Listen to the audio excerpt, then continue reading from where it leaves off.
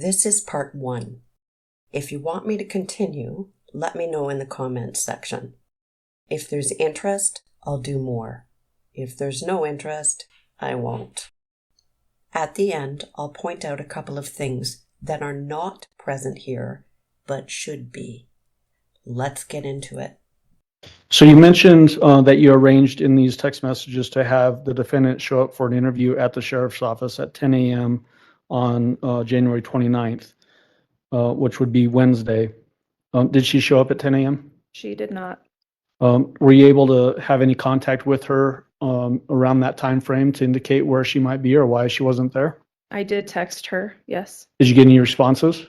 She eventually did respond to me and told me that she had to put measures in place because she was her daughter was being stalked and her family was receiving death threats. And so she wasn't able to come in until she got those things taken care of. Was there any indication, the investigation, that either her or her daughter was actually receiving death threats? No. She had to put measures in place. Yeah, like washing the vehicle, destroying evidence. This is yet another example of her playing the victim and using her own daughter. And you said Instagram. Mm-hmm. Now my Instagram is under Dr. Stauch. Dr. what? Stauch. Is it the spelling of your last name? Mm-hmm. Okay. Because I have my doctorate degree in education. Okay. Here's that lie about a doctorate again. Note, the detective doesn't ask about the doctor title. Letecia offers the explanation. So you're going to do flight attendant with Spirit? Well, have you been picked up by them yet? Well, I got an offer letter from Spirit, I just got one yesterday from SkyWest. Oh, okay. And the reason I like SkyWest is because they have a domicile in Colorado Springs and in Denver, so you can actually work there, and I could do both at the college. So I was gonna, I thought it was vibrate. I was gonna do Psych Seek, and I'm sure I wouldn't have a problem because I just finished this past year. Mm-hmm. I was going to just do them both. And then, so I hadn't decided, but now that SkyWest just had offered it, I was like, that would be perfect because it was just centrally located, Right. So you could come home all the time. Mm-hmm. Yeah. So that was a big problem that we had, is because I was going to take the Spirit job and then I wouldn't be based anywhere. They don't have a base anywhere in our area. Oh. So I would have had to be in Las Vegas. Oh, wow. So I would never get to see anybody at home. And then you stay in these crash pads. Mm-hmm. Are you familiar with it? She says she wants to be a flight attendant. Remember the earlier evidence? Somebody had called the police claiming to be Harley to try and get property back because the person, who was supposedly Harley, needed that because she was a flight attendant and she needed it to work.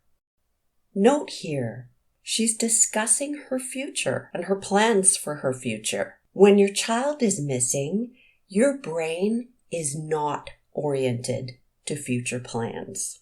And it was like that whenever so and let me just tell you this in case it comes up somewhere, but Spirit flew me out to do the December 20-something training, right? Problem is, I didn't have anybody to watch Harley, and Albert was working night shifts. And so it's always hard because it's always on me to find babysitters for everybody, all the kids. She says, in case it comes up, she's worried about getting the right narrative across. And why might that come up? And she says she can't complete the training because of her family, because she's always the one who has to take care of them. Again, she's taking the victim's stance. Poor Letecia, she is so burdened. Or something. Okay. Is it okay if I take my notes out? Because I wrote down all kinds of stuff. Yeah, absolutely. Because I was I tried to write down anything he might say, and just in case, because I have notes from different things or whatever. So we already talked about the beginning things. I figured you reading that. So my paper is that we're at the same story that we started with, but then you want me to start with Sunday, which was the day that we went hiking, right? Yeah. Okay. So we went hiking at Garden of the Gods. Did you see the picture from Garden of Gods? I didn't. Okay. They're talking about what happened on Sunday. So the day before. it seems important to her that the police believe they went to Garden of the Gods. And she says, "Did you see the pictures?" Why is this part so important to her? I wondered if maybe this was a misdirection, a way to hide time, to hide something else she did the day before. Okay, so we have pictures where we went to Garden of Gods. We were going to take the dog for a walk, but then my daughter got called in to work because she works at Massage Day. Okay. So we were like, okay, we're going to go hiking. The crazy thing is, like, it's always like, you got one kid likes to hike a lot, the other one don't. So spent the whole time like, come on, let's go. We got to burn calories. Excuse me. All those type of things. Gannon, he started having a stomach problem and he pooped in his pants. So it kind of cut our hike a little bit short. But I was like, it's okay. It was kind of cold. I say cold for me, but I'm used to like 80-degree weather. So it was kind of getting cold. So we decided to go home. Okay. So they went on a hike. And note that Gannon was not complaining about a cut on his foot because he didn't have a cut on his foot. Remember that story about how he cut himself with the box cutter and that's why there was blood in the garage? That preemptive explanation? If that was true, would he not have complained about a sore foot during a hike? She says the hike was cut short because Gannon messed his pants. You see what she does here? She makes it his fault. And then she explains her response. Again, the focus is on her and making herself look like a nice mom. When she says to the police that she said it's okay, she's saying it was not okay. Watch her body language in this next section. So we go home. I don't really remember what we did the rest of the day. It was probably just like random things around the house. I feel like we went to dinner. Oh no, we didn't get dinner because he wanted to take a bath. That's it. So he came in. Why is she so nervous talking about his bath? What really happened there? What is she hiding about the day and the night before the homicide? And that's when he asked me about the whole bath ball.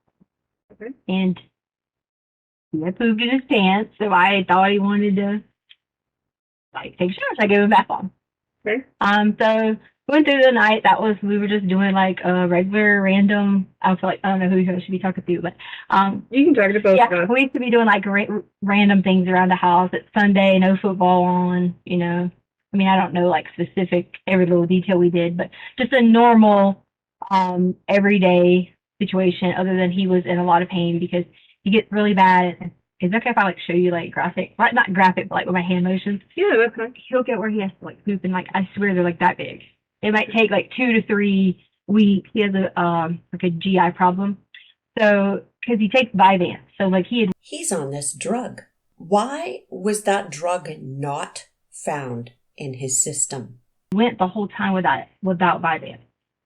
So whenever that happens, sometimes it'll get where his stomach like wants to work, but then like can't. So he spends a lot of time in the bathroom, like kind of like hurting and things like that. Okay. All right. So then at this point, the dogs, we have 2 new little, a Frenchie and an English bulldog. They're really like, French and English bulldog. Yeah, they are. They're really kind of like Sadie's the French bulldog. She's kind of like high maintenance. But too many details that are irrelevant. And here you see her scratching at her arms. Maybe it's an itch. But then notice what happens with her arms. The kids always help out a lot with them, but Gannon wasn't feeling too well. And the dogs, they all, how they like know someone's not feeling well. So they were all laying down there and it was gassy, like very, very, they're. When she says Gannon wasn't feeling too well, you notice her arms come right up and she's hugging herself. She covers herself and keeps covering herself and even rocks as she starts explaining the candle incident. Back with that, very, very gassy or whatever. And, life goes on. But So Gannon had started a candle. Again, normal day. He's very like responsible in terms of like if you give him something and say do this, and like a list to prepare, it's fine. So we let him, do things like that. Like Albert lets him like use the box cutter to cut the boxes down, and like. And she mentions that Albert lets Gannon use the box cutter. She's sure to point out that it's Albert who lets Gannon use the sharp object. She's setting up the story, which she will use later, about the accident with the box cutter as the reason for the presence of Gannon's blood. She uses Albert's purported permissiveness as the reason she made the decision to allow Gannon to light a candle. So any accident or fire would be twisted to be Albert's fault. It's never her responsibility. She cannot take responsibility, and she has to blame others. Teaching things to be like a independent, growing up adolescent. So I didn't see a problem with him, light a candle, whatever. Okay. Well, I don't remember the exact time. I'd have to look at when the fire thing went off. I was tired. Albert had left because we spent the whole night up prior with Saturday because he was going to train in Oklahoma. So we stayed up most of the night. Okay. Just everybody was going to miss each other, wouldn't see each other for a while, whatever. So I was kind of like, tired. I had dozed off for a little bit. And Lena asked me, could she stay up and still watch the rest of her iPad or whatever. Usually I'm always like, no, strict, like, hey, no, you can, whatever. But I did feel kind of bad because it was just her birthday. And at the same time being her birthday, we had a lot of stuff going on. Right. So we made it about her, but like I was trying to give her a little bit extra because not everybody got to make it there. And we went all out for Gannon's birthday. Like we took him to a Rockies game. We took friends with him. I mean, like popcorn, hot dogs. But we didn't do that with her. But in her defense, we bought her a Switch. So it's kind of like different, but she didn't understand that. So I let her stay up longer than she's supposed to as like a, not necessarily bribery, but, Big explanation here for why she's tired and why Lena was up late. None of this has anything to do with where Gannon might be, and has everything to do with Letecia and making sure people see her as she wants to be seen. So she stayed up a little bit later, and so she was still she's a very hard sleeper, and she's hard to like pick up, move if she falls asleep, whatever.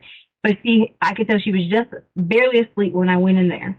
So it starts beeping, like a beep, beep, beep, beep. And I thought that someone was coming in the house. So I look and don't see anyone at any doors or hear anything. So I was like, I thought it was just a sensor. So I hit in our 2564, which is our alarm code, but it didn't go off. And I was like, what's wrong with this thing? So I walked through Lena's room.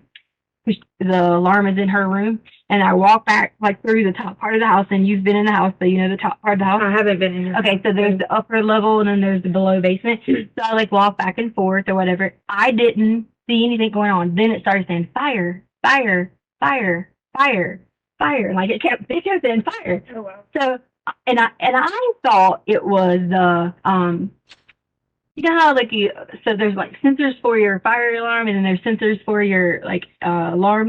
Mm-hmm. So I was just going to everything trying to like ban it while it was going off because I was thinking kitchen, fire, nothing's wrong, whatever. Mm-hmm. So I was putting like towels over some of the sensors because I thought that was like monitoring the fire thing, whatever. Long explanation again about the fire. She put towels over the sensors. If a smoke alarm goes off in your house, the normal reaction is to look for the fire and make sure your kids and pets are okay. She did not check on the kids. Her priority was to make that fire alarm shut up. Why is that? And then I realized it kept going and going. So then I see smoke coming up from the downstairs. So I run downstairs, and my idea of a big fire is anything that I see on fire pretty much and there's smoke, that's just because I grew up in the country.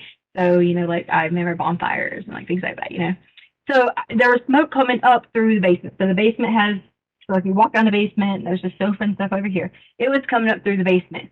So I run back up the stairs. She sees smoke coming from the basement where she knows Gannon is. So Gannon is in the basement with the fire. And instead of focusing on that, she focuses on herself in this narrative. There's smoke in the basement. Instead of trying to get to Gannon and deal with that emergency, she runs all the way back up the stairs to get Lena and the dogs out, leaving Gannon in the fire. Go grab Lena. Luckily, my point telling you about her being not a rough sleeper, she woke right up. So she woke back up, and I almost grabbed her, and I was like, get up, get up, get up, get up.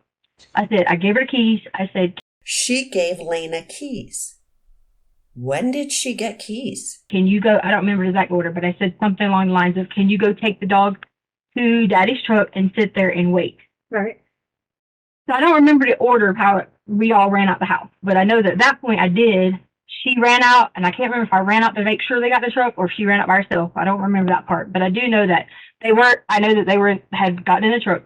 I came back inside. She says, I came back inside.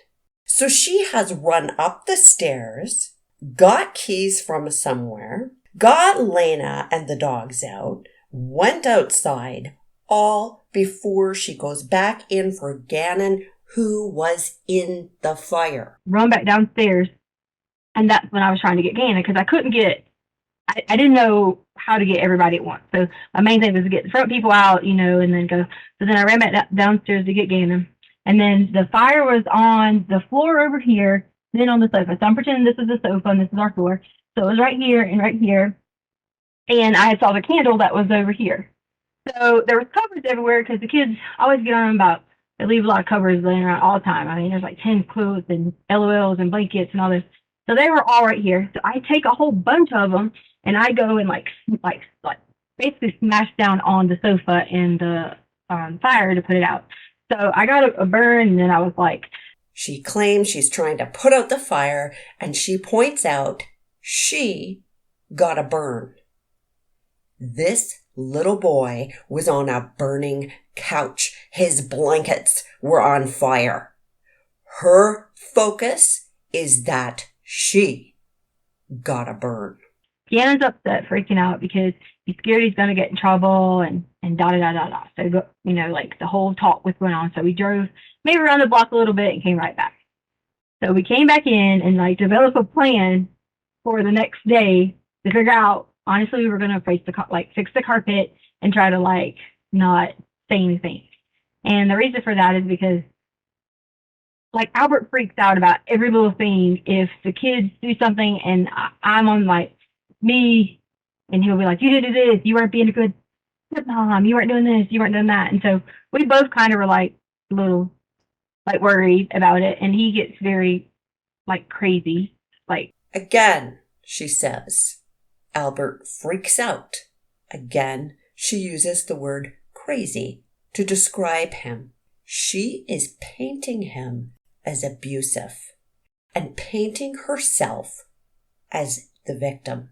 I wouldn't put it past her to try to blame Albert for Gannon's death if she thought she could get away with it. Everything was normal, yada, yada, yada.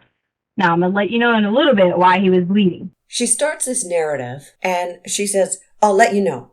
She's ensuring the detectives don't interrupt her to ask any questions. Through everything, she wants to control the conversation. Okay. But at that point, when you get to the Monday morning thing, I'll let you know about that. Describe the flames for me. How tall are these flames? Is it smoldering on the carpet, sort of kind of creeping across like a grass fire, or is it coming up, working its way up the couch? How is it? Well, I really don't know. I know that it was. So she tells them about this fire, and the rug's on fire, and the couch is on fire, and Gannon's blanket's on fire. The detective asks her to describe the flames. Her answer is, I really don't know. What?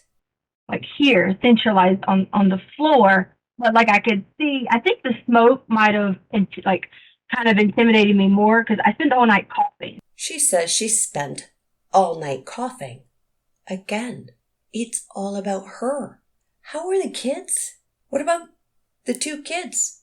Were they coughing? Were they okay? So I think that kind of intimidated me so much because the visibility was starting to be a little bit, like as if I had walked into a small little fire, and I was just afraid that it was gonna, because like upholstery for the couch. That was my biggest concern, was the upholstery for the couch. So Okay. so I would say, it was like maybe like in this area, like right here. It wasn't like here. So the flames were, 2-3 feet high, you think? How much light did you see coming off of this through the smoke? No. Okay, and that's fine if you don't know. I'm not like a professional and I was in the moment of freaking out to like give you an accurate answer Sure. because I don't want to tell you what's here, and it might have been here. I don't want to tell you this, and it's, I don't know. This is all based off of your memory to the best of your ability. Right. And that's all it is, I okay? do know that I saw covers coming up on fire. What was what covers were coming up on fire? Like he had a cover on because he was sleeping on the sofa. She says Gannon was asleep. If Gannon was asleep, how did the candle get knocked over? Let's talk about why Gannon didn't go to school. Gannon decides that he doesn't want to go to school because of his tummy issues or because he's going to help you with the carpet. What is... It was kind of a combination of both. Okay, and who excused him from school? But I had texted Albert and said, could he not go to school for his stomach? Okay. Because he was hurting with his stomach, but also the whole plan was that we were going to figure it out. She says the whole plan here was that we were going to figure it out. Figure out what? Is she expecting an 11-year-old boy to figure out carpet and upholstery repair? She doesn't care about Gannon. She has demonstrated this repeatedly. She doesn't want to take care of him. So what was the real reason for keeping him home? Around 3 o'clock in the morning, she texted work with a story about how her stepfather was killed and she'd have to be away from work and she'd have to travel. Why not just say her son was sick and she had to stay home with him? The reason is that she needed to set up an excuse to be away for a few days. I don't think she planned to have to report him missing so soon. She needed to set up a situation where she would be alone with Gannon, and a school day while Al was away was perfect. So who actually contacted the school to excuse him? It wasn't me. I didn't. I don't know. Okay. Did someone contact? Because I didn't. She answers quickly when asked who contacted the school to tell them Gannon would be away. And then she asks, did someone contact them? Because I didn't. Was her original plan to make it look like Gannon went missing on his way to school? Because that would explain both the text to her employer and the failure to call Gannon's school. I would assume that somebody would contact the school, or you probably would get like a phone call. I know with my kids' school, if they're not there by 8:15, the office. Then they would call Albert, not me, because he would have the like the automated system where he's like, your child's missing. Your child is missing from school today, whatever. Okay. Yeah. So then let's go through Monday. Yep.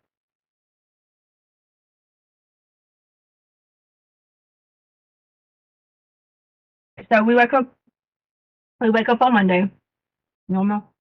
How we wake up. And you're like, everybody gets up, whatever. Ben stays in bed. He already knows that we are going out and about today. That was the plan. On Monday morning, Gannon stays in bed. He did not wake up with a sore stomach and thus decide not to go to school. She admits that she'd already planned to keep him home. I will remind everyone listening that they found hydrocodone in Gannon's system. I go down, start talking to Gannon about, hey, like, this is the plan, like, go downstairs, the basement, whatever. I say basement, but as in, like, his room is downstairs, it's a furnished basement. And I realized that Gannon, he actually had, like, marks, like, on his arm, and they were actually, like, peeling at that point. And I swear, I did not realize that they had, I don't know if like they start like, because burns are sitting there. I don't know if they started like peeling like overnight or like whatever. And he has like really bad anxieties. So whenever things are peely or like things like that, he bites his own nails a lot anyway. Like anything that's like loose and things like that, he bites them. She says, I swear, and points to his anxiety as a reason for the peeling. So I don't know if like, as burns, like, burned a little bit. And when I do this, I don't mean like I'm giving you a location. I'm just saying like as in burns like on your skin. I guess when like like pull a little bit stretchy or whatever. So like on the arm, it kind of gets a little stretchy and peeling. Mm-hmm. So then I was like freaked out because I was like, I didn't know that his arms were like that. She both minimizes the severity of the burns, yet says she's freaked out at the same time. So I'm like crying because I'm crying, she says. It's all about her. And this is where I have to start telling you, like, I'm like very, like, I was scared because my thought process was Albert is going to kill me. Like, because I made a mistake as a parent and forgot to like really check him down. And he really got a little bit more burnt than he should have. So I was freaking out because like it's gonna kill me. Again, she tries to paint Albert as an abuser. She turns on the fake waterworks. Then she goes on, it's a little burn, but she maybe made a mistake and she should have looked more closely. And Ganna was like, it's okay, like there was blood. And like he had on his arm, and as it was peeling. She talks about blood. Again, a preemptive explanation for why there might be blood on the walls. I should have called. Where did they have blood at? I should have called the hospital. And notice how she recovers from her serious emotion and fear remarkably quickly. And just asked, I don't know enough about burns, but I should have called the hospital and just asked, like, I made a mistake. Admitting a small mistake is a tactic that some people use to make the police think that they're being honest, or to make their employer think that, or to make their partner think that. I swear to y'all, I didn't know they were that bad. I did all. So I feel horrible. Here I am. I know it's not, about me, but as a person, I was feeling horrible that I didn't call Albert to say, they're like this. She says, I know it's not about me, but then she makes it about her. So I told him, I said, okay, listen, this is what we're going to do. We're going to put some like aloe on your arms, and things like that. And I was like, it's going to be okay. We're going to fix it. We're going to, and all I kept thinking about was we're going to fix it. And I don't know in my mind how I was going to fix it. As far as he wasn't in pain. He wasn't saying like, I'm hurting. She lies about Gannon's pain. If he had burns like that and they were peeling and bleeding, that's painful. Or anything like that. He was more of like peeling it, like, like it was like it was like a boil. Am I saying the right word? Boil, like blister? Like a blister. Like it was pulling a blister, Okay. So there was blood, and then so I'm like holding him, and I had blood on me. And when I say blood, let me explain to you. I don't mean like dripping out, pouring everywhere blood. So let me not like give you that thought process, because sometimes when I say like if I say flames, to me I'm like this is a big flame, So there was blood. So I was just so like freaked out. So I was like, we'll just clean it up. Don't worry about it. We'll figure it out. Where's the blood at? So the blood was on his arms, on his like sheet that he had, which we washed the sheet. So it was on his sheet. It was on his arms, and he had some on like his arm had, I guess from like sleeping or whatever. He had some on the wall. So we cleaned up everything. I put like garnish the. Am I saying the right? Garnish the wrap thing. But a wrap thing, I was like, we'll check it with the aloe and see if it gets better. Because my next thing was, I'm going to assess the situation in so many hours. And if it looks, because I did look online, and it said, like, if it turns a yellow color, that it could be infected or whatever. And I was like. She claims she looked on the internet to research what to do with his burns. And so this is her way of saying, I'm a good mom. I actually took care of it. I wonder if that search on how to care for burns came up on the search of her computer history. That was going to be my next step. So I don't want you to think that I was like neglecting the fact that. So you realize that he's got a burn. You do some treatment that you think is appropriate at the time, and then you tell yourself, I'm going to do this follow up with him. Okay. Right. So then what happens after you take care again and make sure he's okay? Honestly, I'm pacing the house, and I know there's two things I got to fix. And when I tell you that Albert will freak out over things, I just want you to know that. Again, painting Albert as an abuser. So I want you to take a picture in my mind of how I'm like afraid to be like, okay, I got to fix these situations, and I need to fix them fast with carpet and things like that. Okay. She wants them to empathize with her as a victim once again. There are a couple of things missing from this entire thing. There is zero expression of concern for Gannon. Not even fake concern. It doesn't even occur to her to fake it. The one time she fake cries, it's still about her and not Gannon. Not once does she ask questions about the status of the investigation, about what are the chances of finding him? What can I do? Not once does she express worry about where he might be, about what he might be going through.